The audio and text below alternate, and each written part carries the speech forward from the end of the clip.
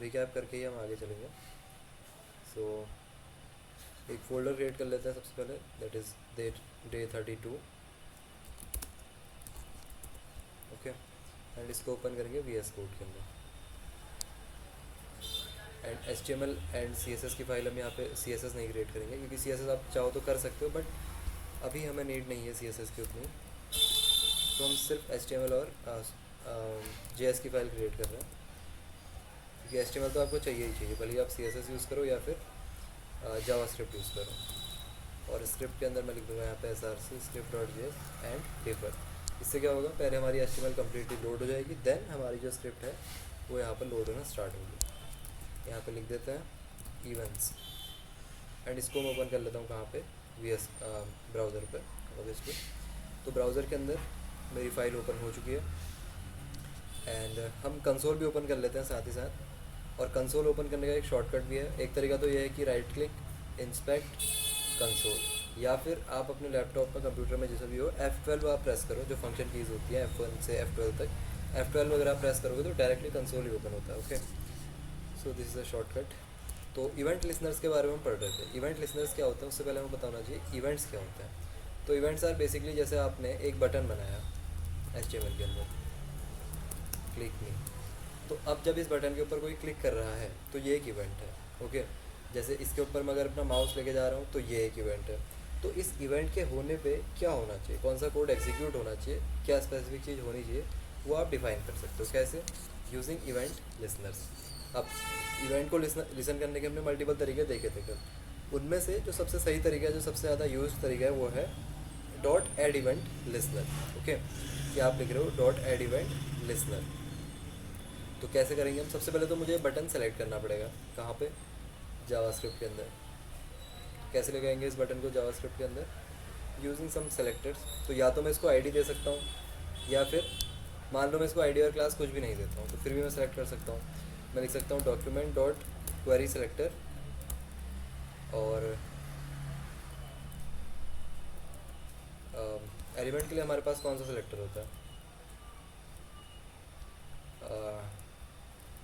Document dot query selector. क्या मैं इसके अंदर टैग का नाम दे सकता हूँ? नहीं दे सकते आई गेस। अच्छा, टैग के नाम से हम कैसे लेके आ सकते हैं बताओ? यूजिंग टैग, आई गेस ऐसा कुछ ना कुछ तरीका तो होता है, मुझे याद नहीं आ रहा exactly. Get element by ID होता है, क्वेरी सेलेक्टर होता है, I guess there is something else इसके लिए, जिससे कि मैं टैग के नाम से इसको सेलेक्ट कर पाऊँ। बट अभी आई एम नॉट श्योर कि ये तरीका है। ये तरीका तो ऑब्वियसली नहीं है। Get element by tag name, get element by tag name, and I guess इससे काम हो जाना चाहिए। इससे हुआ या फिर नहीं हुआ, आई एम नॉट श्योर।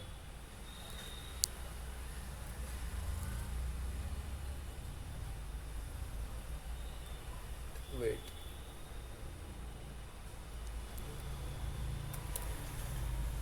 तो मुझे एग्जैक्टली याद नहीं आ रहा उसका नाम क्या है। ठीक है, अभी के लिए मैं आईडी यूज़ कर लेता हूँ, but you have to find कि वो क्या था, जिससे कि मैं टैग के नेम की हेल्प से एलिमेंट को यहाँ पे सेलेक्ट कर पाऊँ।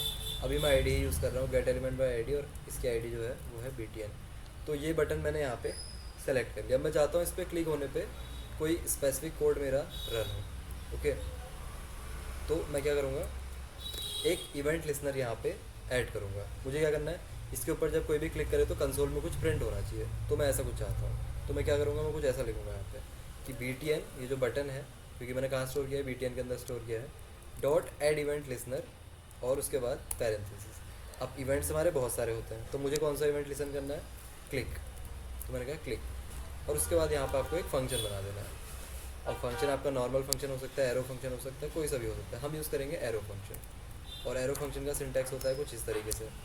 और यहाँ पे आप जो भी फंक्शन बनाओगे उसका कोई भी नाम नहीं होगा। ओके, नॉर्मली अगर आप कोई भी फंक्शन बनाते हो तो उसका कुछ ना कुछ नाम आपको देना होता है, बट यहाँ पे आप नाम नहीं दोगे।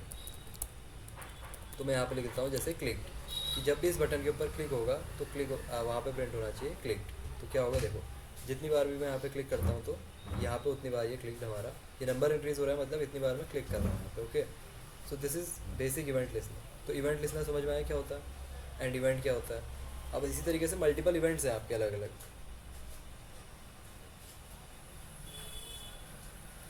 ठीक है, तो कल बहुत सारे इवेंट्स हमने कर लिए थे इसी तरीके के, इसके ऊपर माउस लगे एलिमेंट के ऊपर या फिर डबल क्लिक कर दिया। तो ये कुछ इवेंट्स हमने कल डिस्कस किए थे, तो कुछ इवेंट्स हम आज डिस्कस करते हैं। जैसे आज हम बात करेंगे कीबोर्ड इवेंट्स की, कि कीबोर्ड के ऊपर जब कोई काम आप कर रहे हो, कोई बटन प्रेस कर रहे हो, तो उसके हिसाब से, ठीक है। तो हम क्या करेंगे, अब अगर मुझे कीबोर्ड से इनपुट चाहिए तो कौन सा टैग यूज़ करना पड़ेगा HTML के अंदर?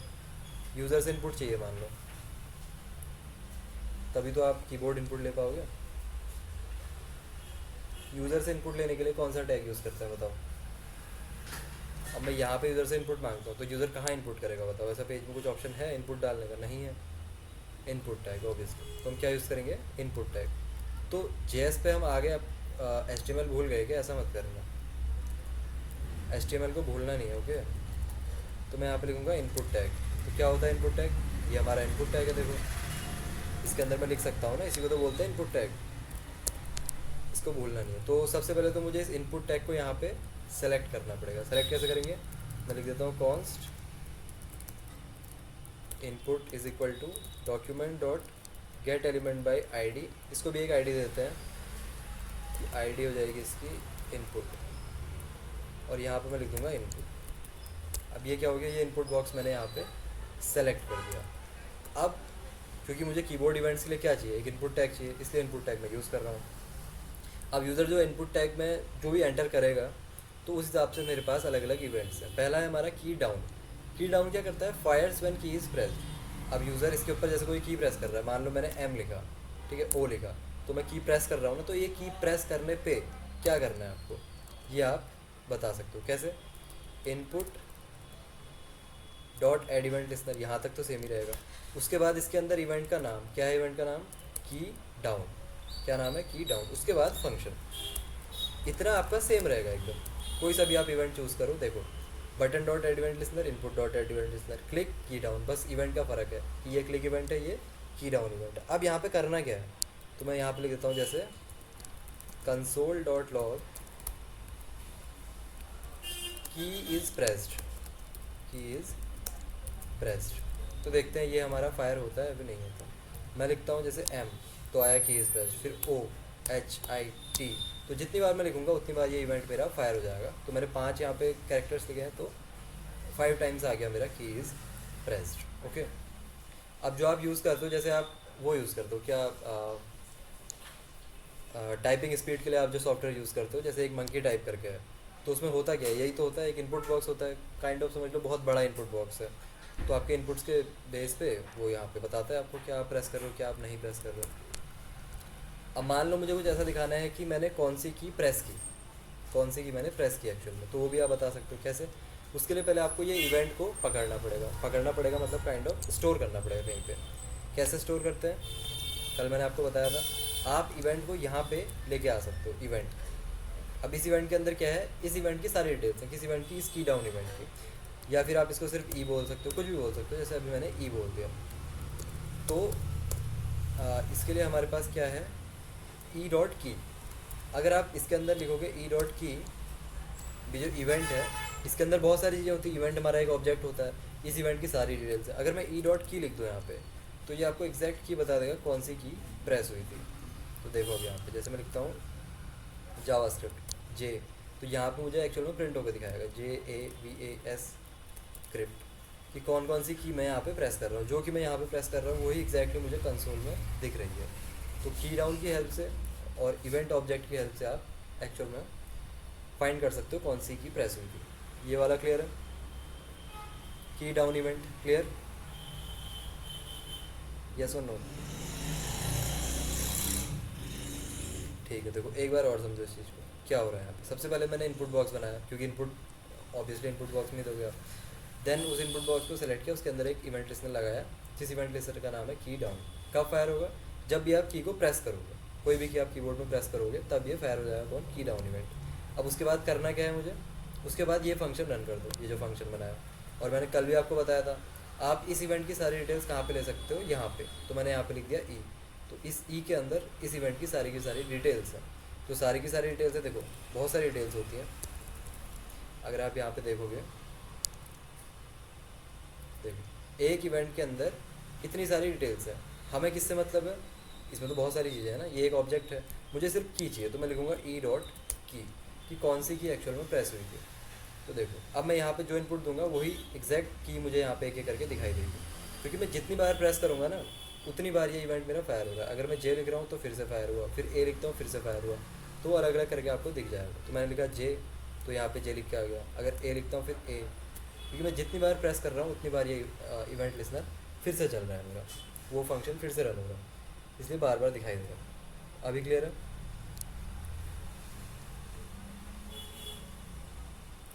ओके, तो नेक्स्ट इवेंट हमारा क्या है, की अप।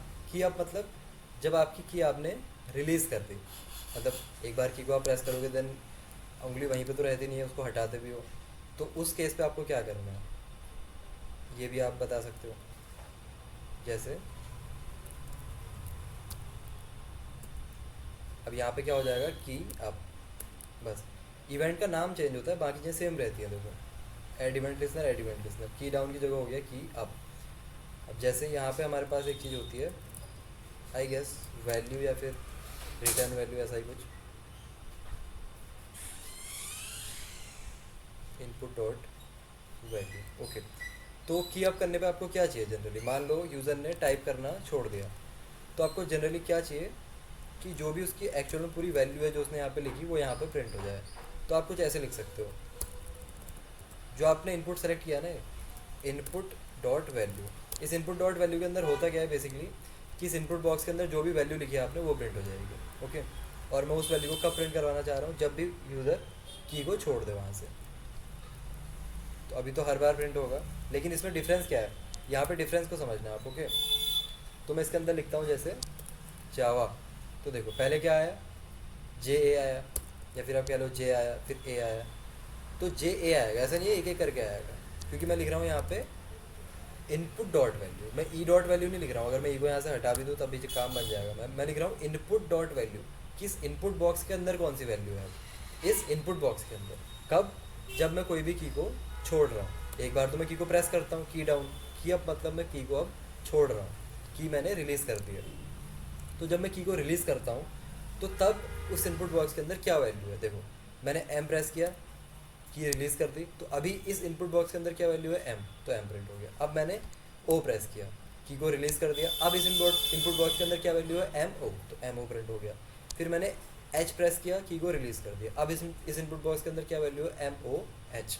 तो उस इनपुट बॉक्स के अंदर क्या वैल्यू है हर बार की को रिलीज़ करने के बाद, रिलीज़ मतलब छोड़ देना उस की को। एक बार तो आप की को प्रेस करोगे देन रिलीज़ भी करते हो, तो रिलीज़ करने के बाद इनपुट बॉक्स के अंदर वैल्यू क्या है वो आप प्रिंट कर सकते हो यूजिंग की अप।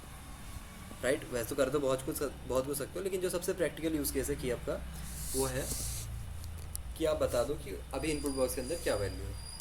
ये इवेंट क्लियर है?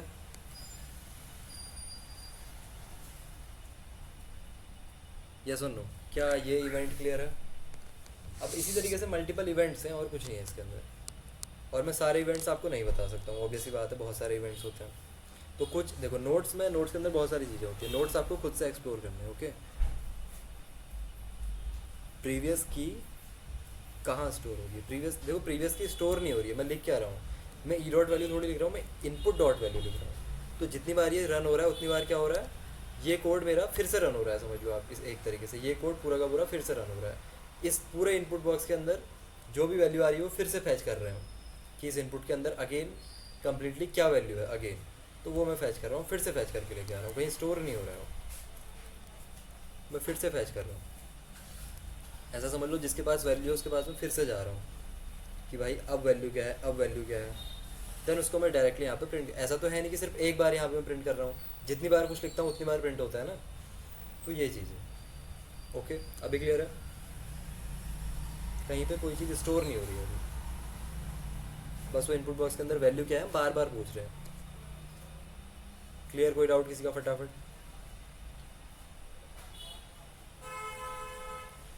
ग्रेट।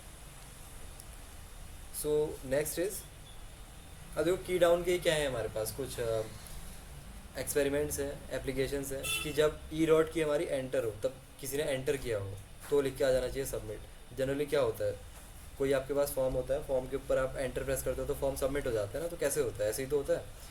ऐड इवेंट लिस्नर की डाउन, अगर की हमारी एंटर हुई, हर की का नाम होता है अपना अपना, ठीक है। जो आप एंटर प्रेस करते हो उसकी का नाम क्या होता है, एंटर होता है। आप इसको एक्सपेरिमेंट करके देख सकते हो। एस्केप प्रेस करते हो तो उसका नाम एस्केप होता है। ओके, तो इस तरीके से। अब इसी तरीके से हमारे पास क्या है, इनपुट एंड फॉर्म इवेंट्स। जो मैंने इनपुट बॉक्स एक तो मैंने आपको बताया, इसके अलावा और इवेंट्स होते हैं बहुत सारे। जैसे हमारा इनपुट है, चेंज है, फोकस है। तो क्या ये इवेंट्स आप खुद से एक्सप्लोर कर सकते हो या फिर एक्सप्लिसिटली बताना पड़ेगा, बताओ। ईजी है, ऐसा कुछ ज़्यादा खास है नहीं। वही हो गया, आप टाइप करते ले गए तो एक एक करके वैल्यू आ गई।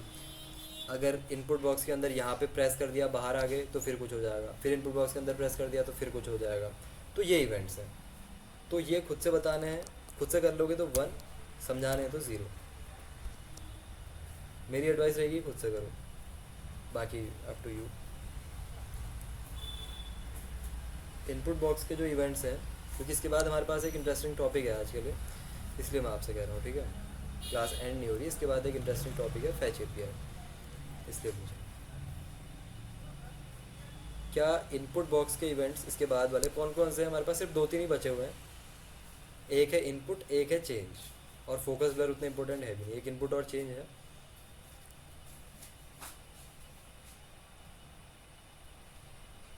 ओके, तो इनको नोट से आपको सभी ने एक्सप्लोर करना है, बाकी फिर समझ में नहीं आएगा तो फिर देखते हैं, ओके। तो जो आज का हमारा इंपॉर्टेंट टॉपिक है that is fetch API and JSON. Okay, तो जेसन नहीं, जेसॉन, जो भी आपको बोलना है, जनरली इसका प्रोनाउंसिएशन जेसॉन होता है। तो अब ये है क्या, देखो, व्हाट इज़ जेसॉन। जेसॉन की जो फुल फॉर्म है वो है जावा स्क्रिप्ट ऑब्जेक्ट नोटेशन, और इस चीज़ को बहुत ध्यान से देखना, ये बहुत इंपॉर्टेंट चीज़ है। क्या है जेसॉन की full form, Java script object notation. It's just a text format for sending data between a server and a browser. अब 2 चीज़ें आ गई यहाँ पे, देखो, सर्वर एंड ब्राउज़र। यहाँ पे समझाया तो हम आपको सर्वर क्या होता है एंड ब्राउज़र क्या होता है। सर्वर एंड ब्राउज़र 2 चीज़ें हैं हमारे पास, या फिर इसको सर्वर बोल लो, इसको ब्राउज़र, कोई भी बोल सकता हो। इसको सर्वर बोल देते हैं, जैसे ये लेफ्ट साइड वाला हमारा सर्वर हो गया, एंड राइट साइड पे हमारा ब्राउज़र, ब्राउज़र, ठीक है, इस तरीके से। और इसके अलावा आप सर्वर को कह सकते हो बैक एंड, बैक एंड जो हमने अभी तक नहीं सीखा है और इस कोर्स में है भी नहीं। और ब्राउज़र के अंदर आप कह सकते हो फ्रंट एंड, जो हम अभी कर रहे हैं वो है फ्रंट एंड। तो जो ब्राउज़र है उसके अंदर सिर्फ फ्रंट एंड का काम हो रहा है, जो सर्वर है वो है हमारा बैक एंड। तो अब कोई भी आप रियल वर्ल्ड वेबसाइट अगर ओपन करते हो, फॉर एग्ज़ाम्पल Amazon.com, ठीक है, जैसे मैंने Amazon.com ओपन किया, तो यहाँ पे क्या होगा, मेरे पास मल्टीपल आइटम शो होंगे। अगर मुझे ये सेम आइटम्स अपनी वेबसाइट के अंदर शो करना है तो मैं कैसे शो करूँगा, कैसे शो करेंगे बताओ। मुझे एक इमेज लगानी पड़ेगी इस तरीके से, फिर एक इमेज, फिर एक इमेज, फिर एक इमेज। तो इसके अंदर कितने सारे प्रोडक्ट्स हैं, आप एक बार देखो, हज़ारों लाखों में प्रोडक्ट्स हैं। तो क्या लग रहा है आपको, ये सारे के सारे इन्होंने HTML के अंदर हार्ड कोड कर रखे होंगे। मान लो 1 लाख प्रोडक्ट्स हैं अमेज़ोन के अंदर, तो क्या 1 लाख बार इमेज टैग यूज़ हुआ होगा इन सभी को दिखाने के लिए, इन सभी प्रोडक्ट्स को दिखाने के लिए। क्योंकि अभी जितना हमें पता है उस हिसाब से तो मुझे 1 लाख बार इमेज टैग यूज़ करना पड़ेगा, या फिर अगर इसके अंदर 100 इमेजेस है तो 100 बार इमेज टैग यूज़ करना पड़ेगा। तो क्या हो रहा होगा बताओ। ऑब्वियसली इतनी बार कोई भी इमेज टैग यूज़ नहीं करता है। तो ये डेटा आता कहाँ से है, मैं जैसे जैसे स्क्रॉल करता हूँ वैसे वैसे डेटा मेरा देखो, एक बार पेज को रिफ़्रेश कर लेते हैं तो क्या होगा, फिर से मेरे प्रोडक्ट्स चेंज हो जाएंगे यहाँ पे। तो ये हो कैसे रहा है, ये डेटा आता है मेरा सर्वर से। जो ब्राउज़र के अंदर आपको डेटा दिखाई देता है वो डेटा आता है आपका सर्वर से, ठीक है। कहाँ से आता है, सर्वर से। ये हमारा सर्वर है, सर्वर से ब्राउज़र में आपका डेटा फैच किया जाता है। ओके, तो अब लेकिन सर्वर से डेटा कब आएगा, जब मैं ब्राउज़र रिक्वेस्ट करेगा। पहले ब्राउज़र क्या करता है, रिक्वेस्ट करता है, किसको, सर्वर को। पहले क्या होगा, रिक्वेस्ट, ब्राउज़र करता है रिक्वेस्ट, किसे, सर्वर को, कि मुझे कुछ स्पेसिफिक डेटा चाहिए। देन सर्वर आपका रिस्पॉन्ड करता है किसके साथ, डेटा के साथ। ब्राउज़र ने क्या किया, रिक्वेस्ट की और सर्वर से डेटा आया। देन फाइनली जो भी डेटा है वो यहाँ पे आपको शो हो रहा है। HTML के अंदर कोई भी इस तरीके से डेटा हार्ड कोडेड नहीं होता है, सारा का सारा डेटा आता है सर्वर से। तो ये चीज़ समझने वाली है। एंड आई गेस किस तरीके से आता है हम ये भी देख सकते हैं। अब एग्जैक्टली यहाँ पे मैं क्या कर रहा हूँ समझने की ज़रूरत नहीं है आपको।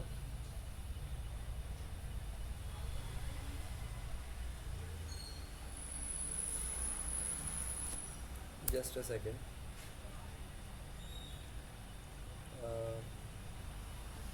वैसे अगर आप ध्यान से देख पा रहे हो तो आपको यहाँ पे दिख रहा होगा, ये इमेज आपको दिख रही होगी। एग्जैक्ट इमेज तो नहीं दिख रही है, बट यहाँ पर आपको दिख रहा है ये बैक की इमेज है। अगर मैं थोड़ा सा जूम इन करूँ, देखो ये बैग की इमेज है, ये अगेन एक बैग है, ये कुछ लैपटॉप सा दिखाई दे रहा है। तो ये जो आपको नेटवर्क टैब के अंदर, इंस्पेक्ट के अंदर अगर जाओगे आप, कंसोल के साइड में क्या है, नेटवर्क टैब, यहाँ पे आपको सारी की सारी रिक्वेस्ट दिखाई देती हैं। ये जो आपको दिख रहा है ये सारी की सारी क्या है, रिक्वेस्ट है, जो कि ब्राउज़र ने की है कहाँ, सर्वर को। ब्राउज़र ने सर्वर को कुछ रिक्वेस्ट की हुई है, ओके। और उन रिक्वेस्ट से क्या है, कुछ ना कुछ रिस्पॉन्स आता है, जैसे इमेज रिस्पॉन्स में आ गई, HTML रिस्पॉन्स में आ गई, CSS रिस्पॉन्स में आ गई, तो ये सारी चीज़ें होती हैं, ओके। तो ब्राउज़र एंड सर्वर दो चीज़ें समझ में आई। या फिर इसको कई बार क्लाइंट भी बोला जाता है, इसको क्या बोला जाता है, कई बार क्लाइंट भी हम कहते हैं, क्लाइंट एंड सर्वर। तो क्लाइंट एंड सर्वर क्या होता है, समझ आ रहा है सभी के? क्लाइंट बस ऐसा समझो कि डेटा दिखाने के लिए, जो हम सीख रहे हैं अभी के लिए, सिर्फ डेटा, हार्ड कोडेड डेटा जो भी ऑलरेडी प्रेजेंट है मेरे पास, वो दिखाने के लिए। सर्वर क्या होता है, जिससे आप क्या करते हो, पहले रिक्वेस्ट करते हो सर्वर की, ये मुझे डेटा चाहिए, ये वाला डेटा। देन सर्वर आपको वो डेटा देता है बैक इन रिस्पॉन्स। अच्छा, यहाँ पे सर्वर नहीं आएगा, ये था मेरा रिस्पॉन्स। पहले मैं करता हूँ रिक्वेस्ट, देन सर्वर करता है रिस्पॉन्स, मेरी रिक्वेस्ट का रिस्पॉन्स, कि मैंने कहा मुझे डेटा चाहिए, तो सर्वर रिस्पॉन्स करेगा कुछ डेटा के साथ, ओके। तो अब मैं आपको क्यों बता रहा हूँ, क्योंकि देखो, जब भी आप सर्वर को रिक्वेस्ट करते हो या फिर सर्वर से कोई रिस्पॉन्स आता है, तो वो कैसे आता है, उसमें हम यूज़ करते हैं जेसॉन का। उसमें हम क्या यूज़ करते हैं, जेसॉन। तो मान लो अगर सर्वर से कुछ ये डेटा मेरे पास वापस आ रहा है कि name Mohit age 21 is student true. मान लो ये डेटा कहाँ से आ रहा है, सर्वर के पास।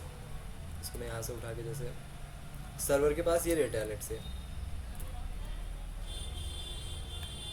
ये डेटा किसके पास है, सर्वर के पास। अभी मेरे ब्राउज़र के अंदर ये नहीं दिखाई देगा, तो ब्राउज़र के अंदर दिखाने के लिए मुझे क्या करना पड़ेगा, पहले मुझे रिक्वेस्ट करनी पड़ेगी कि मुझे ये डेटा चाहिए, ओके। देन रिस्पॉन्स में मुझे ये डेटा वापस मिलेगा। फाइनली मैं उसको कहाँ शो कर सकता हूँ, अपने पेज के अंदर। तो ये जो डेटा ट्रैवल करता है यहाँ से यहाँ, तो किस तरीके से ट्रैवल करता है, इस तरीके के एक ऑब्जेक्ट में। ये आपको ऑब्जेक्ट जैसे दिखाई दे रहा होगा, यहाँ पर अच्छे से दिखाई देगा। देखो, सबसे पहले कर्ली ब्रैकेट्स, ऑब्जेक्ट्स हमने पढ़े थे, सेम तरीके से दिखाई देता है।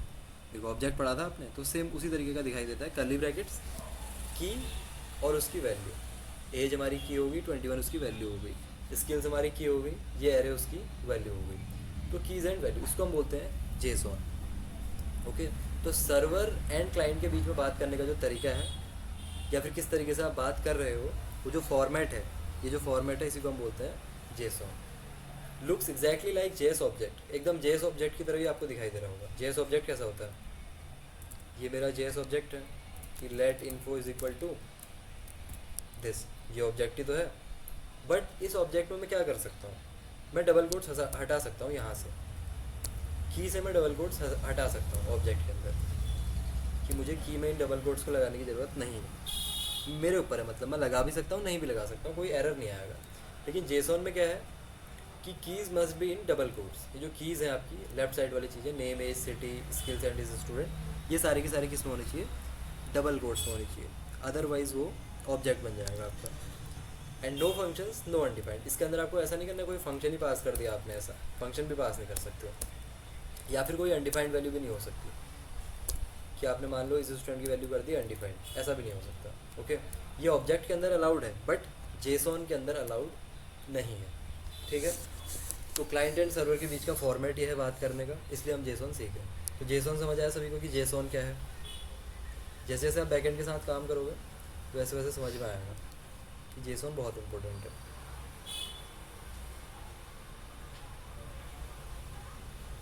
Fine, so two methods they use constantly. तो अब इन जेसॉन के अंदर ना आपके पास दो ऑब्जेक्ट्स होते हैं, ठीक है, दो ऑब्जेक्ट्स होते हैं। अब जैसे मैं एक फॉर्म बनाता हूँ, और फॉर्म के अंदर मुझे क्या करना पड़ेगा, लेट से एक फॉर्म है मेरा, उसके अंदर मैंने यूज़र से उसका नाम पूछा, उसकी एज पूछी, कुछ इस तरीके से। मान लो ये है मेरा डेटा, ठीक है, ये मेरा डेटा है जो कि मैंने यूज़र से इनपुट करवाया, क्योंकि मेरे यहाँ पे फॉर्म भी तो हो सकता है, दो चीज़ें होंगी ना, या तो आप क्लाइंट सर्वर से डेटा मांगोगे या फिर सर्वर को डेटा भेजोगे। क्योंकि जो आप डेटा यूज़र से ले रहे हो, एक आपने फॉर्म बनाया जैसे आपको अपनी वेबसाइट के लिए यूज़र्स स्टोर करना है, तो यूज़र से डेटा तो ले लिया, तो वो कहाँ भेजना पड़ेगा, सर्वर को, क्योंकि स्टोरिंग वाला जो काम है वो करेगा सर्वर, कि एक यूज़र क्रिएट हो गया, उस यूज़र का डेटा आपको अब स्टोर करना है, वो कहाँ स्टोर होगा, सर्वर के अंदर। तो यहाँ से इस डेटा को सर्वर में भेजने के लिए मुझे जेसॉन फॉर्मेट में बनाना पड़ेगा। लेकिन बाय डिफ़ॉल्ट जब भी आप यूज़र से इनपुट लोगे, आपकी जावास्क्रिप्ट के अंदर वो जेसॉन फॉर्मेट में नहीं होता है, जेसॉन फॉर्मेट में उसको कन्वर्ट करना पड़ता है। कैसे कन्वर्ट करते हैं,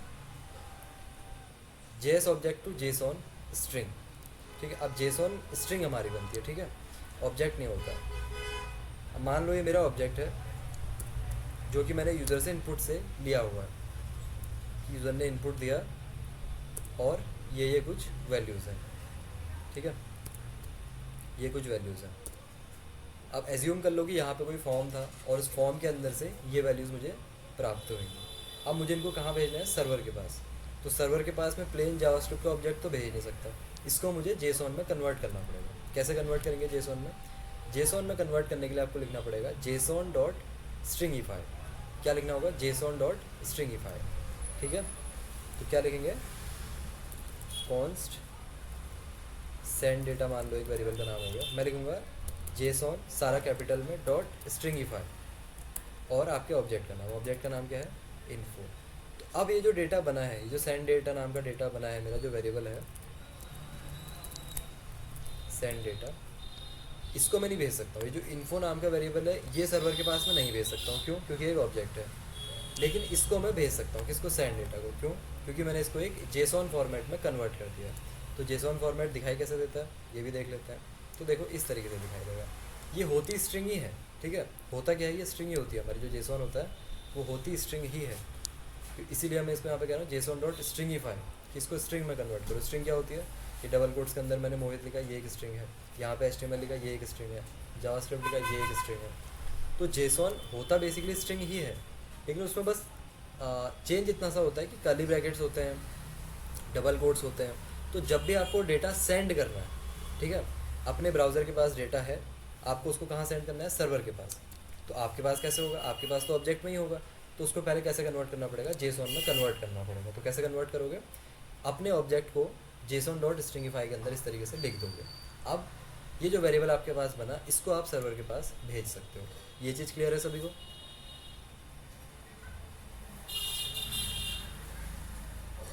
यस और नो, क्या ये चीज़ क्लियर है सभी को, कि प्लेन ऑब्जेक्ट नहीं भेजा जा सकता है सर्वर को, बट जेसॉन डॉट स्ट्रिंगिफाई करके आप भेज सकते हो, ठीक है। अब क्या होगा, अब दो चीज़ें हैं हमारे पास। अब जो सर्वर से मेरे पास डेटा आएगा, जो मेरे पास डेटा सर्वर से आएगा, उसको मुझे ऑब्जेक्ट में कन्वर्ट करना पड़ेगा, क्योंकि ये at the end of the day ये है क्या, जेसॉन है क्या, स्ट्रिंग ही तो है, क्या है, मेरा स्ट्रिंग है। और स्ट्रिंग बहुत अच्छी होती नहीं है हमारे पास, बहुत अच्छी इन द सेंस कि अगर आपको चीज़ों को रेंडर करवाना है, मान लो जो डेटा आया, जैसे ये क्या कर रहे हैं, सर्वर से डेटा आया, उसको यहाँ रेंडर करवाया, तो आप स्ट्रिंग को बहुत अच्छी तरीके से रेंडर करवा नहीं सकते हो, क्योंकि ये एक स्ट्रिंग ही है।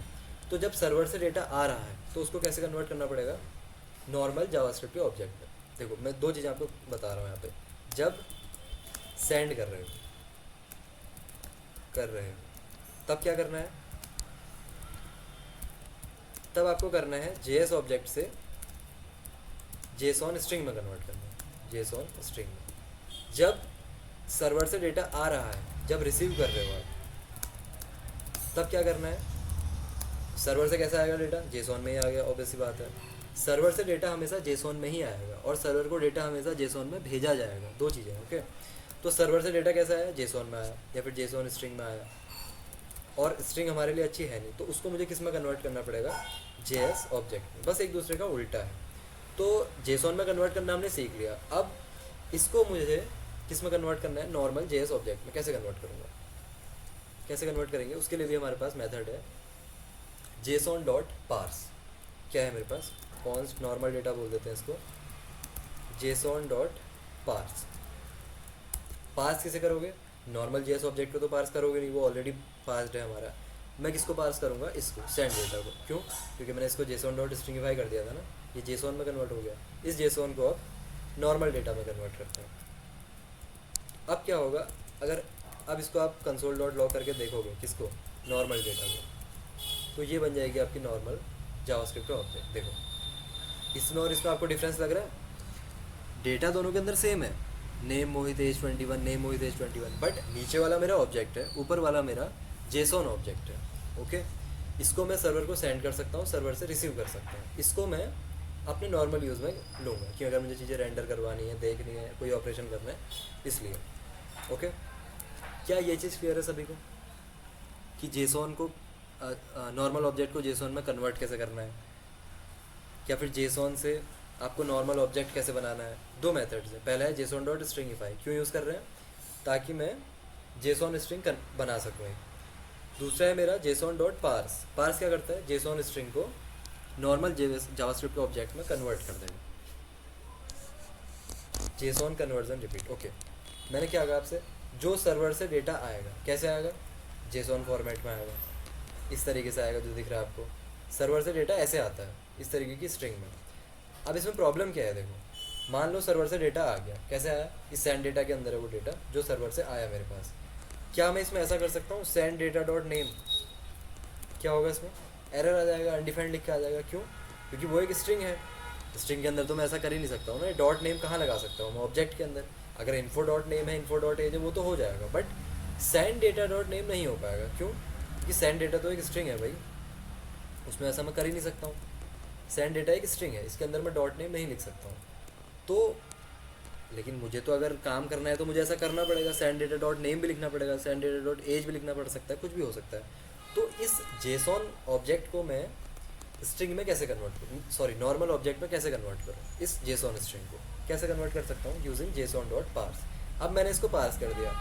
किसको पार्स किया? देखो, सेंड डेटा को तो पार्स किया, JSON dot parse send data, और उसको कहाँ स्टोर कर दिया? Normal data. अब मैं अगर यहाँ पे देखूँगा डॉट नेम, अब तो मेरा प्रिंट हो जाएगा मोहित। क्यों? क्योंकि नॉर्मल जावास्क्रिप्ट ऑब्जेक्ट बन चुका है। क्लियर है अभी? यस और नो?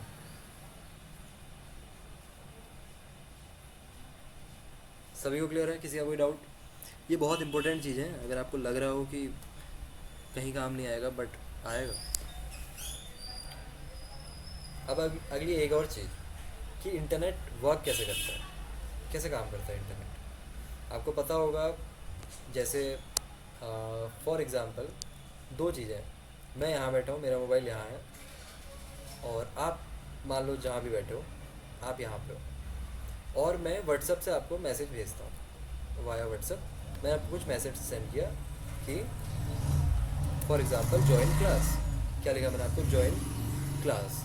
तो क्या लगता है आपको, ये ज्वाइन क्लास कैसे आया आपके पास, आपके व्हाट्सअप में कैसे पहुँच गया? मैंने तो यहाँ टाइप किया था, यहाँ सेंड का बटन प्रेस किया, उत्तराखंड में बैठ के। दिल्ली कैसे पहुँच गया? तमिलनाडु कैसे पहुँच गया? यूएस कैसे पहुँच गया?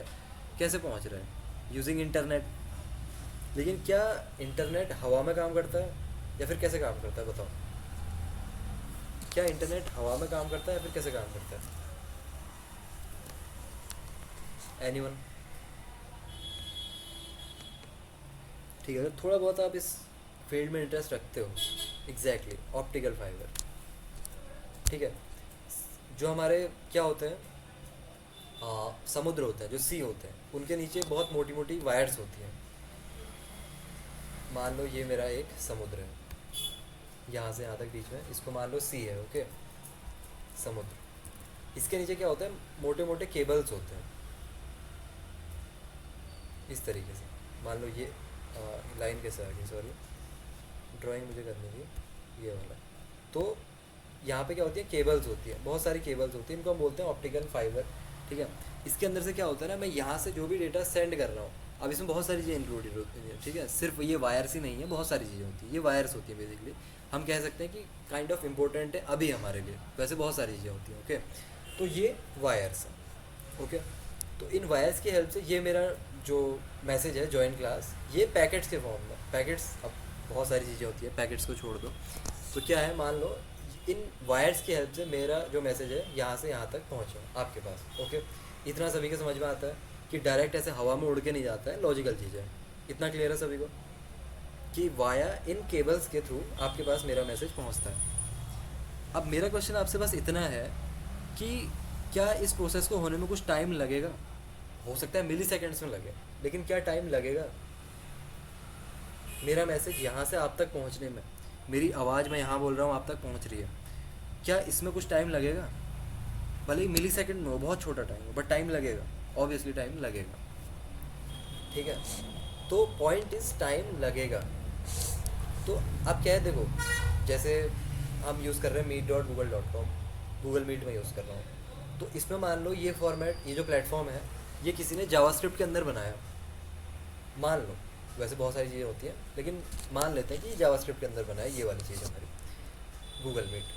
तो इसमें भी सेम चीज़ जिसने बनाया होगा डेवलपर को यूज़ करनी पड़ी होगी कि यार मेरी आवाज़ मैं यहाँ बोलूँगा या फिर मैं यहाँ पे कुछ मैसेज सेंड करूँगा, तो यहाँ से आप तक पहुँचने में कुछ टाइम लगेगा। तो इस चीज़ को मैं कैसे हैंडल करूँ जावास्क्रिप्ट के अंदर, कि मैं यहाँ से कुछ मैसेज सेंड करता हूँ तो मुझे कुछ वेट करना पड़ रहा है, या फिर आपको कुछ वेट करना पड़ रहा है। मैंने यहाँ पे लिखा मैसेज, यहाँ से मैंने सेंड कर दिया, बट आपको रिसीव करने के लिए कुछ टाइम लग रहा है वहाँ पे। तो इस चीज़ को हम कैसे हैंडल करेंगे जावास्क्रिप्ट के अंदर, तो ये हम सीखने वाले होंगे। जैसे मैंने आपसे कहा कि ब्राउज़र रिक्वेस्ट करता है सर्वर को, देन सर्वर आपको रिस्पॉन्स देता है रिटर्न में, तो इस प्रोसेस में कुछ टाइम लगता है, कुछ टाइम लगता है। ठीक है, मैंने रिक्वेस्ट कर दी, ऐसा नहीं है कि एकदम से रिस्पॉन्स आ जाएगा, नहीं, कुछ टाइम लगेगा। क्यों लगेगा टाइम? वो क्योंकि लॉजिकल चीज़ें हैं, एकदम यहाँ से आपकी ये वायर्स के थ्रू होते हुए आपकी पहले रिक्वेस्ट जाएगी, देन इन्हीं वायर से आपका डेटा वापस आएगा, तो इसमें कुछ मिली सेकेंड्स लगते हैं। ओके, तो इसको हम कैसे हैंडल करते हैं ये हम सीखेंगे इसके आगे। ठीक है, इसको हम बोलते हैं एसिंक जावास्क्रिप्ट या फिर एसिंक्रोनस जावास्क्रिप्ट। बहुत ध्यान से समझना मैं क्या कह रहा हूँ, आगे लाइफ लॉन्ग काम आएगा अगर अभी समझ गए तो। क्या है एसिंक जावास्क्रिप्ट या फिर एसिंक्रोनस जावास्क्रिप्ट? दो चीज़ें होती हैं, एक होता है सिंक्रोनस, मैं पूरी स्पेलिंग नहीं लिखूंगा क्यों, क्योंकि मुझे नहीं आती है। दूसरी होती है एसिंक। ठीक है, सिंक्रोनस और एसिंक्रोनस, चलो लिख ही देता हूँ मैं, सिंक्रोनस ऐसा ही होता है आई गेस, सिंक्रोनस, और इसका हो जाएगा एसिंक्रोनस। सिंक्रोनस मतलब एकदम तुरंत, तुरंत मतलब जैसे, चलो आज नई फाइल बना ही लेता हूँ, new.js, और script.js की जगह new.js हम यहाँ पे लिखेंगे। ओके, मैंने लिखा console.log 1, फिर 2, फिर 3, फिर 4 ऐसे।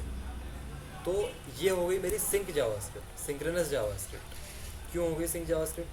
क्योंकि इसको होने में कोई टाइम नहीं लगता है। ठीक है, console.log लिख रहे हो आप, इसको प्रिंट होने में कोई टाइम नहीं लगता है, क्योंकि मेरा लैपटॉप भी मेरे पास है, जावास्क्रिप्ट भी मेरे पास है, फाइल सब मेरे पास है। तो ये हो गई मेरी सिंक जावास्क्रिप्ट, मतलब जो काम एकदम से हो सकता है, जो काम मेरा एकदम से हो सकता है। टाइम किस में लगेगा? मैं सर्वर पे कोई रिक्वेस्ट करता हूँ, अभी मेरे पास बैकएंड तो है नहीं, मैक पे हो या विंडोज़ पे, मैं लिनक्स पे हूँ।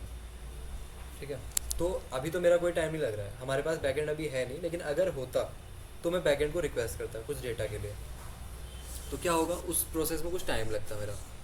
तो वो जो टाइम लगता है उसको हम बोलते हैं एसिंक जावास्क्रिप्ट। जो सर्वर को रिक्वेस्ट करने में जो टाइम जा रहा है उसको हैंडल करने वाली चीज़ है, वो है हमारा एसिंक जावास्क्रिप्ट। बट अब प्रॉब्लम क्या थी, एसिंक जावास्क्रिप्ट हमारी इन्वेंट तो हो गई थी, बहुत पहले इन्वेंट हो गई थी एसिंक जावास्क्रिप्ट, कि हाँ आप सर्वर को कॉल करो, दैट इज़ फाइन। ओके, मान लो एक किसी ने फंक्शन बना दिया कि फंक्शन कॉल सर्वर, इस नाम से किसी ने एक फंक्शन बना दिया कि this function calls the server, function calls the server, कि ये सर्वर को कॉल करता है और कुछ टाइम लेता है। ठीक है, अभी के लिए मान लेते हैं ये 10 सेकंड लेता है। कितना टाइम लेता है? 10 सेकंड लेता है। ओके, बहुत सही। और यहाँ पे फिर हम इसको कॉल कर देते हैं यहाँ पे। अब प्रॉब्लम क्या हो रही थी इसमें, अभी हमारे पास क्या था, एसिंक जावास्क्रिप्ट आई नहीं थी। ठीक है, तो ये कॉल तो हो गया, 10 सेकंड वहाँ पे लग रहे हैं, बट प्रॉब्लम ये थी जावास्क्रिप्ट यहाँ पे एकदम अटक जाता है, 10 सेकंड के लिए यहाँ पे वेट करेगा, जब तक ये टास्क मेरा कंप्लीट नहीं हो जाता है, जब तक सर्वर से डेटा नहीं आ जाता, वो 10 सेकंड यहीं पे वेट करेगा। अब उसके बाद भले ही यहाँ पे आप कितना इंपॉर्टेंट चीज़ लिख दो, some important thing, some important thing, मान लो यहाँ पे कुछ ऐसा कोड था जो कि इन 10 सेकंड से पहले एग्जीक्यूट होना चाहिए था, ये बहुत इंपॉर्टेंट चीज़ थी कुछ, बट नहीं हो पाएगी। क्यों? क्योंकि जावास्क्रिप्ट यहाँ पे 10 सेकंड के लिए वेट करेगा, क्योंकि सर्वर को कॉल करने में कुछ टाइम लगता है, और वो टाइम हमारे केस में कितना है, 10 सेकंड। तो ये एक प्रॉब्लम बन गई थी कि यार 10 सेकंड लग रहे हैं, तो 10 सेकंड जावास्क्रिप्ट वेट कर रहा है, उसके अलावा कुछ कर ही नहीं रहा है। तो ये तो प्रॉब्लम है ना, प्रॉब्लम है या नहीं है ये बताओ। चलो, मैंने सर्वर को कॉल किया तो सिर्फ सर्वर को कॉल हो रहा है, 10 सेकंड 20 सेकंड जितने लग रहे हैं रुक गए आप वहीं पे, बस हो गया। इसको ऐसा समझो, मान लो आप दुकान पे कुछ खरीदने गए और दुकान वाले ने कहा कि यार आज तो नहीं है लेकिन एक हफ्ते बाद आ जाएगा, तो उससे ऐसा कहोगे आप कि हाँ यार मैं तो एक हफ्ते बैठा हूँ यहाँ पे, जब आ जाएगा एक हफ्ते बाद में लेके चले जाऊँगा। तो बेवकूफ़ी वाली बात हुई ना, जब तक वो आ रहा है आप अपना अगला काम करोगे, अपना कॉलेज जाओगे, कोड लिखोगे, ये सारे काम आप करोगे।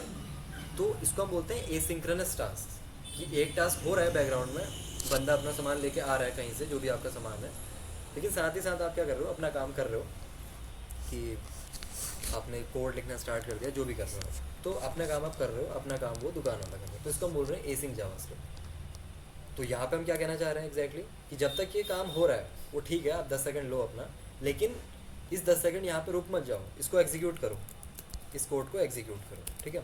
और जब ये काम हो जाता है मुझे बता दो, मैं इसको फिर रन कर दूंगा, जो भी इसका आंसर होगा वो मैं आपको बता दूंगा। ऐसा कह रहा है कौन, जावास्क्रिप्ट, कि हाँ फंक्शन को कॉल करो, सर्वर के पास जाओ, सर्वर के पास रिक्वेस्ट गई, लेकिन 10 सेकंड रुकना नहीं है, इन 10 सेकंड में क्या करना है आपको, इस कोड को एग्जीक्यूट कर देना, और जब भी ये काम हो जाता है मेरे को बता देना, मैं इस काम को देन मतलब जो भी इसका आंसर होगा मैं आपको बता दूँ। ओके, तो एसिंक जावास्क्रिप्ट की थ्योरी समझ आई सभी को, कि एसिंक जावास्क्रिप्ट करना क्या चाह रहा है एक्चुअल में, क्योंकि रियल लाइफ एप्लीकेशन में तो यही होगा ना, जो हम कर रहे हैं ये तो होगा नहीं कि हाँ एक एलिमेंट बना दिया, एड इवेंट लिस्नर लगा दिया, इतना नहीं होता, ये तो बहुत बेसिक चीज़ है।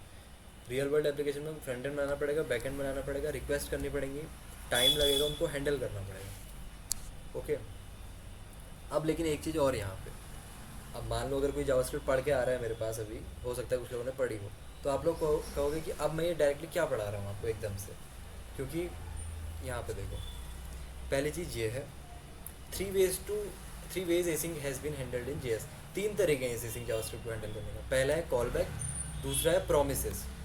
क्या है, पहला होता है कॉल बैक, दूसरा होता है प्रोमिसेस, इस चीज़ को सॉल्व करने के लिए। तीसरा होता है हमारा एसिंक एंड अवेट। क्या होता है एसिंक एंड अवेट, मैं ना आपको कॉल बैक पढ़ाऊँगा ना आपको प्रोमिसेस पढ़ाऊँगा, क्यों, क्योंकि इतना टाइम हमारे पास है नहीं। अगर मैं सिर्फ आपको यही बताता रह गया तो आई गारंटी यू एक हफ्ता लगता है कॉल बैक्स एंड प्रोमिसेस में। जो सबसे ज़्यादा मोस्ट यूज्ड है वो अभी हमारे लिए क्या है, एसिंग एंड अवेट, सबसे ज़्यादा यही यूज़ होता है, मॉडर्न एंड क्लीनेस्ट है। लेकिन ये आपको पता होना चाहिए, कॉल बैक्स एंड प्रोमिसेस। अगर आप चाहते हो तो आप सीख सकते हो इनको ऑनलाइन, बट अदरवाइज़ अगर आप चाहते हो कि मुझसे ही सीखना है या फिर हमारे ही कोर्स से सीखना है, तो एक वेब डेवलपमेंट का कंप्लीट कोर्स आने वाला है, अगेन मैं आपको बार बार बता रहा हूँ, अगर आप ज्वाइन करना चाह रहे हो सिर्फ तभी। लेकिन अभी मैं क्यों नहीं समझा रहा हूँ आपको ये जो 2-3 चीज़ें, क्योंकि इनमें टाइम लगता है, इतना टाइम हमारे पास है नहीं। इसके बाद हमें रिएक्ट भी स्टार्ट करना है अभी। So this is the thing. Okay, हम किसके अंदर जाएंगे, सीधे एसिंक एंड अवेट। 3 तरीके हैं सेम काम को करने के। मैंने आपको कई बार जावास्क्रिप्ट में बताया है, एक काम को करने के मल्टीपल तरीके हैं, तो इस प्रॉब्लम को सॉल्व करने के भी 3 तरीके हैं। सबसे पहला तरीका क्या था, ये वाला, उसके बाद ये तरीका इन्वेंट हुआ, उसके बाद ये तरीका इन्वेंट हुआ। हम पढ़ रहे हैं तीसरा तरीका, जो कि सबसे आसान है। Okay, use async await for everything, it reads like normal synchronous code which makes it far easier to understand and debug. Okay, तो ये चीज़ है। उस कोर्स में क्या टॉपिक्स होंगे, टॉपिक्स जल्दी हम सेंड कर देंगे आपको ग्रुप के अंदर, एंड उसके अंदर कुछ लिमिटेड साइज़ है, मतलब ऐसा नहीं होगा कि 100 बंदे आ गए, ऐसा हम नहीं कर रहे हैं, बट जल्दी टॉपिक्स वगैरह में सारी चीज़ें, सारी डिटेल सेंड कर दूँगा आपको। Okay, so thing is fetch API. अब ये फैच एपीआई क्या है, अब मैंने आपसे कहा ब्राउज़र से सर्वर पे रिक्वेस्ट करनी है, तो रिक्वेस्ट करने के लिए कोई बंदा चाहिए बीच में, है ना, कोई बंदा चाहिए बीच में कि जो मेरी रिक्वेस्ट को सर्वर के पास तक लेके जाए, उसको हम बोलते हैं एपीआई। क्या बोलते हैं, एपीआई। फुल फॉर्म होती है इसकी एप्लीकेशन प्रोग्राम इंटरफेस, ऐसा ही कुछ होता है, आई एम नॉट श्योर होता क्या है API full form, application programming interface. ठीक है, मतलब क्या है इसका, कि ऐसा समझ लो, वेटर समझ लो इसको एक तरीके से, कि यहाँ से यहाँ मेरी रिक्वेस्ट लेके गया और सर्वर से मेरे पास रिस्पॉन्स लेके आया। जैसे वेटर क्या करता है होटल में, आपका ऑर्डर कुक के पास लेके जाता है, कुक से आपका जो ऑर्डर था, जो भी आपने खाना मंगाया था, आपके पास लेके आता है, तो एपीआई होती है बेसिकली। तो जो एपीआई मैं बता रहा हूँ आपको वो है फैच एपीआई। फैच एपीआई का एग्जैक्टली यही काम होता है, आपकी रिक्वेस्ट सर्वर तक लेके जाना, सर्वर ने जो डेटा दिया आपके पास लेके आना। ओके, ये चीज़ है। बट अभी आपको ये समझना है, क्या हमारे पास सर्वर है, बताओ हमारे पास सर्वर है या नहीं है, इतना बताओ अभी, यस और नो, खुद का यस और नो, जो हम अभी कोड लिख रहे हैं, क्या हमारे पास सर्वर है,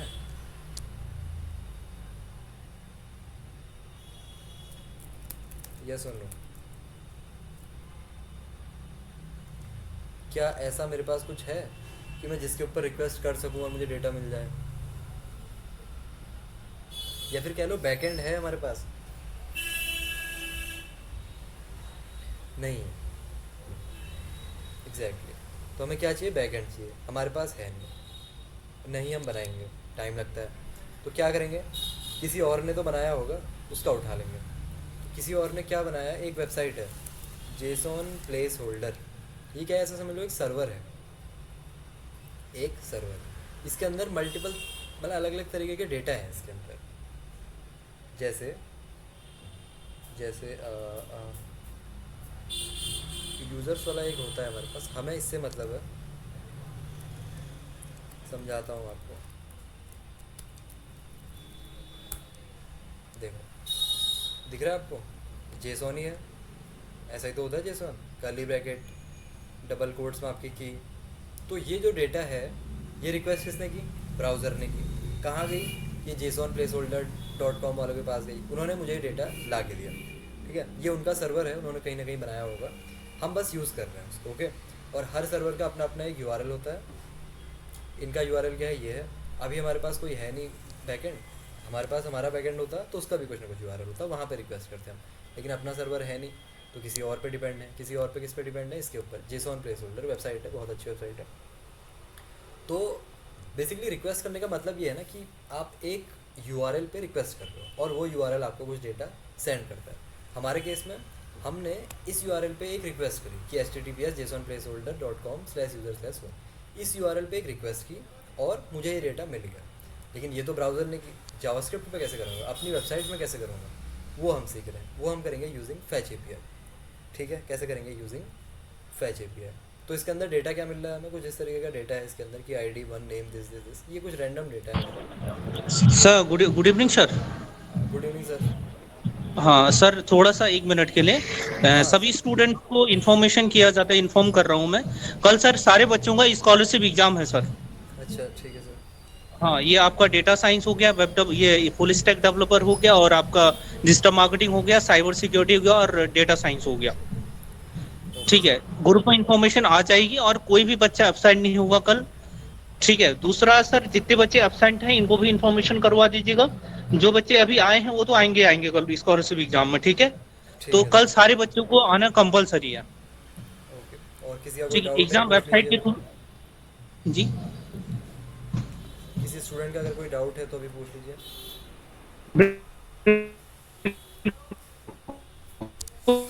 बिल्कुल।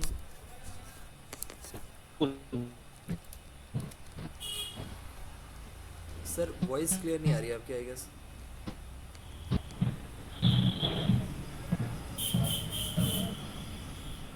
ओके, ठीक ठीक है। है, डिटेल्स आपको ग्रुप पे मिल जाएंगी। ठीक है।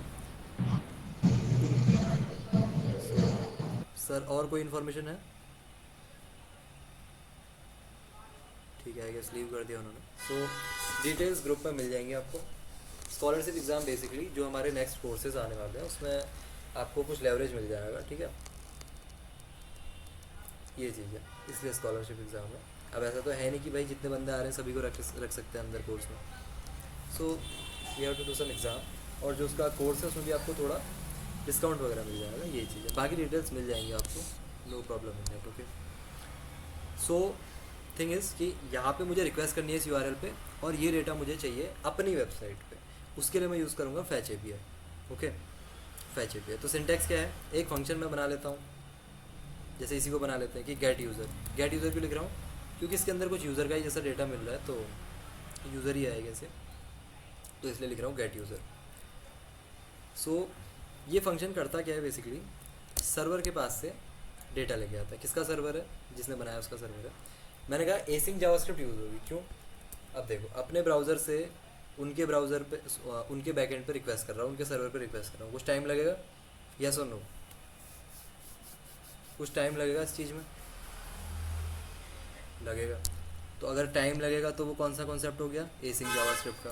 तो एसिंक जावास्क्रिप्ट का हो गया, तो यहाँ पे लिखो एसिंक फंक्शन। क्या लिखो? एसिंक फंक्शन, कि ये फंक्शन कुछ टाइम लेगा। ठीक है, डायरेक्ट डेटा नहीं मिल जाएगा आपको। रिक्वेस्ट करोगे, थोड़ा सा टाइम जो घूमता है यहाँ पे, अगर आप ध्यान से देखोगे ये हल्का सा लोड लेगा, लोडिंग करेगा यहाँ पे, देखना। ऊपर ध्यान से देखना आप, हल्का सा तो लोड हुआ ना, देखो घूम रहा है। तो ये जो टाइम लगेगा, भले ही ये बहुत कम टाइम है अभी, तो मैं बता रहा हूँ इसको कि ये टाइम लगेगा। एसिंग फंक्शन गेट यूज़र। अब वो डेटा आएगा कहाँ पे? अभी तो आपको स्क्रीन में दिख गया डायरेक्टली, हमको तो कहीं स्टोर करना पड़ेगा। तो 2 स्टेप में हम स्टोर करते हैं। पहले आपको लिखना है रेस, ज़रूरी नहीं है रेस लिखना है, उसके बाद लिखना है फेच, देन उसके बाद जो भी आपका URL था, यही था URL कि HTTPS JSON placeholder/com/user/1, जो एग्जैक्ट URL है वही URL, ये बैकएंड का URL है, सर्वर का URL है। ओके, अब देखो यहाँ पे आता क्या है, console.log res। इस रेस को मैं, रेस मतलब समझ लो रिजल्ट, ठीक है, या फिर रिजल्ट, रिजोल्यूशन, जो बोलना है, गेट यूज़र। अब देखो इसमें होता क्या है, यहाँ पे देखते हैं अपनी वेबसाइट में, यहाँ पे लिखा रहा है प्रॉमिस पेंडिंग। इसका तो कुछ मतलब बना नहीं। देखो अगर प्रॉमिस अब थोड़ी सी एडवांस चीज़ है, उसमें थोड़ा टाइम लगता है, बट अभी हो क्या रहा है कि मैंने इसको एसिंग तो बोल दिया, बट इस लाइन पे वेट नहीं करेगा। मुझे इसको बताना पड़ेगा कि ये एसिंग फंक्शन तो है, बट इसको बताना पड़ेगा एक्सप्लिसिटली कि कहाँ पे टाइम लग सकता है। तो मुझे पता है यहाँ पे टाइम लगेगा, क्योंकि फैच क्या करता है, सर्वर को रिक्वेस्ट करता है। तो मैं यहाँ पे लिख दूंगा अवेट। अवेट मतलब कि हाँ यहाँ पे टाइम लगेगा, तो इस पर ऐसा नहीं करना एकदम से कोड रन कर देना, यहाँ पे वेट करो थोड़ा, यहाँ पे क्या करो, थोड़ा सा वेट करो। ओके, तो यहाँ पे थोड़ा सा वेट करेगा, उसके बाद आपको मिल जाएगा। सॉरी फॉर दैट, किसी की बाइक थी बैकग्राउंड में, बहुत लाउड। सो मेरे पास रिस्पॉन्स आ गया, मैंने रिक्वेस्ट की, मेरे पास से रिस्पॉन्स आ चुका है। लेकिन इस रिस्पॉन्स में जो यहाँ पे दिख रहा है, ये रिस्पॉन्स तो मुझे कहीं पे भी नहीं दिख रहा है यहाँ पे। तो ऐसा कैसे हो गया? इसको फिक्स करने के लिए हमें क्या करना पड़ेगा, 2 स्टेप्स लेने पड़ते हैं। पहला तो ये आपको कहीं पे भी स्टोर कर सकते हो, इसका नाम कुछ भी रख सकते हो आप, जनरली हम इसको रेस बोलते हैं, या फिर रिजल्ट, जो बोलना है वो बोलो। अगली चीज़ है डेटा, जो इसके अंदर से डेटा आएगा। रेस के अंदर डेटा है, बट डायरेक्टली नहीं दिखता है। वो कैसे दिखता है, आपको लिखना पड़ेगा res.json, इस तरीके से। कैसे, res.json। अगेन यहाँ पे भी आपको अवेट लगाना पड़ेगा, क्योंकि यहाँ से डेटा को फिर से एक्सट्रैक्ट करने के लिए थोड़ा सा टाइम लगता है, तो यहाँ पे भी वेट करना पड़ेगा थोड़ा सा। ओके, अब जब मैं डेटा को प्रिंट करूँगा, अब आपको वो डेटा यहाँ पे दिखाई देगा, दिख रहा है, एग्जैक्ट सेम डेटा है। देखो, ईमेल sincere@april biz, जो भी है, नेम लियान ग्राहम। तो जो डेटा मुझे ब्राउज़र में मिला, अब वो मेरी वेबसाइट में आ रहा है। ओके, इन 2 स्टेप्स को ध्यान से देखो। पहला एसिंक, कि मुझे बताना पड़ेगा कि ये फंक्शन मेरा एसिंक है, इसके अंदर जो टास्क हो रहे हैं इनमें कुछ टाइम लगेगा। ओके, अगली चीज़ यहाँ पे आपको इसका जो रिज़ल्ट आएगा, ये फैच का जो रिज़ल्ट आएगा, उसको आपको स्टोर करना है कहीं ना कहीं पे। मैंने रेस के अंदर स्टोर कर दिया, और यहाँ पे लगाना पड़ेगा अवेट। क्यों? क्योंकि यहाँ पे कुछ टाइम लगेगा, यहाँ पे मुझे थोड़ा सा वेट करना पड़ेगा, इसलिए मैं अवेट ऐसे समझो इसको, कि यहाँ पे वेट करना है, डायरेक्टली रन नहीं कर देना है इसको, यहाँ पे थोड़ा सा वेट करना पड़ेगा। ओके, तो ये चीज़ हो गया, तो यहाँ पे थोड़ा सा वेट होगा। उसके बाद इसके अंदर से जो फाइनल डेटा है वो निकालने के लिए आपको लिखना पड़ता है res.json, और इसको भी आपको अवेट करना है। यहाँ पे भी इस प्रोसेस में भी थोड़ा सा टाइम लगता है। देन फाइनली इसके अंदर आपको मिल जाएगा आपका डेटा। Is that clear? थोड़ा सा कंफ्यूजिंग है, या फिर थोड़ा सा आप कह सकते हो नया है, कंफ्यूजिंग तो क्या है। तो कोई डाउट किसी का बताओ, या फिर समझ आया सभी को?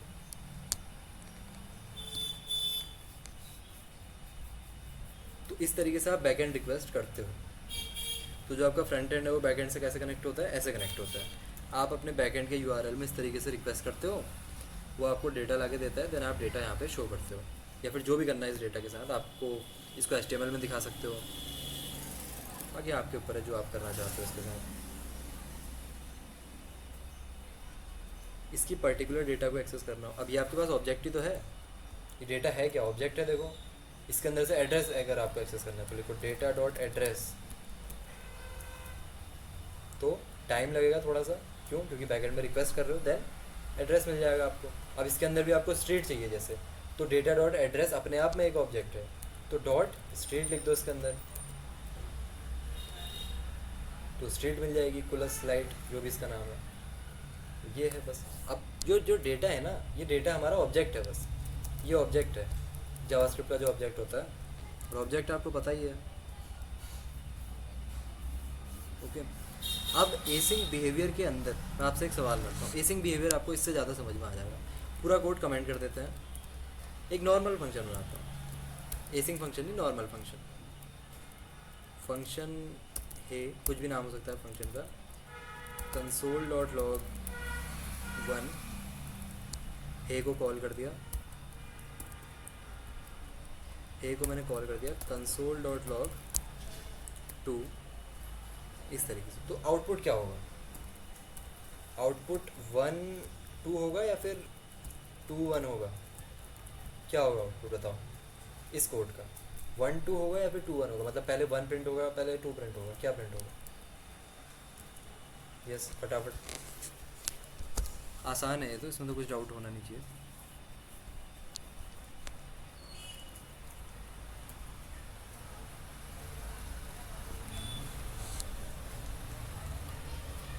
टू वन वन, तो कुछ लोग कह रहे हैं 1, कुछ लोग कह रहे हैं 2 1। ओके, देखते हैं क्या होगा। तो 1 2 प्रिंट होगा ऑब्वियसली, क्यों? क्योंकि पहले मेरा फंक्शन, देखो डायरेक्टली फंक्शन रन होता नहीं, फंक्शन को कॉल करना पड़ता है। तो फंक्शन कॉल हुआ, फिर से 13th लाइन पे गए, कंसोल डॉट लॉग 1 प्रिंट हो गया, ठीक है। तो फंक्शन कॉल हमारी पूरी हो गई। उसके बाद यहाँ उसके नीचे ही तो आओगे, कंसोल डॉट लॉग 2 प्रिंट होगा फिर। तो 1 के बाद 2 प्रिंट हो गया, यही तो है।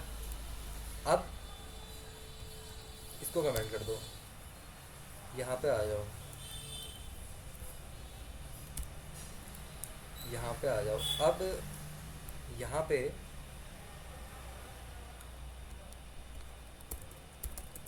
Console dot log 1 console dot log 2। अब बताओ, अब 1 2 होगा 2 1 होगा? चीज़ सेम है, function call console dot log 1 फिर कंसोल डॉट लॉग 2, बट आपके ऊपर है। 1 2 होगा 2 1 होगा यहाँ पे। अभी कुछ भी कंसोल डॉट लॉग नहीं करवाएंगे, सिर्फ 1 2 करवाएंगे। फटाफट सभी लोग 1 2 2 1, 1 2 होगा 2 1 होगा, 2 1 2 1। ओके, क्या होगा? 2 1 होगा। देखो बट ऐसा क्यों भाई, ये भेदभाव क्यों हो रहा है? अभी अभी पहले भी तो सेम काम किया था, यहाँ तो 1 2 हुआ, यहाँ 2 1 क्यों हो गया? ऐसा क्यों हुआ? क्योंकि ये एसिंग जावास्क्रिप्ट है। वही तो मैंने आपको बताया था, पहले मैंने आपको बताया था ना कि भाई यहाँ पे 10 सेकेंड लग सकते हैं। ये मेरा इंपॉर्टेंट लाइन, देखो यहाँ पे लिखा भी है सम इम्पोर्टेंट कोड, ये मेरा कुछ इंपॉर्टेंट कोड हो भी सकता है। तो ये इंपॉर्टेंट कोड है, तो जावास्क्रिप्ट ने जैसे ही देखा यहाँ पे लिखा है अवेट, मैं ठीक है अवेट है, इसमें कुछ टाइम लगेगा, इसको बाद में करेंगे, इसको अभी रहने देते हैं। जहाँ से कॉल हुआ था उसकी अगली लाइन में चले जाओ, तो इस पर टाइम लगेगा, तो उसने थोड़ा टाइम ले लिया वहाँ पे अपना, और इसकी अगली लाइन एग्जीक्यूट कर दी, तो पहले 2 प्रिंट हो गया। अब जब ये वाला काम मेरा कंप्लीट हो जाएगा, कंसोल डॉट लॉग 2 मेरा हो गया, इंपॉर्टेंट कोड एग्जीक्यूट हो गया, फिर वो जाएगा ऊपर, ये काम भी मेरा कंप्लीट हो गया था, फिर उसने कंसोल डॉट लॉग 1 प्रिंट कर दिया। So this is your async JavaScript.